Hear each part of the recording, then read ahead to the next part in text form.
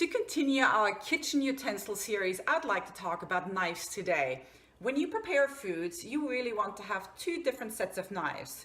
There is the serrated version that look like this, and you will mostly use that for slicing through breads, sandwiches, crackers, anything that's a little crunchier.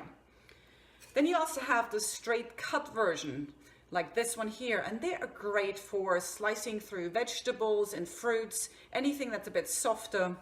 I use those the most really, and especially the big one you can use for chopping. Think of an onion. The straight cut version you really want to keep sharp, and so you can look like a professional and take this version here and pretend to be a chef. But I always feel like I'm cutting through my arm any second, so I'm opting for something that looks a little bit sturdier, like this, where you can put solid on the kitchen counter and you can just sharpen your knife like that. So that's what you need to have.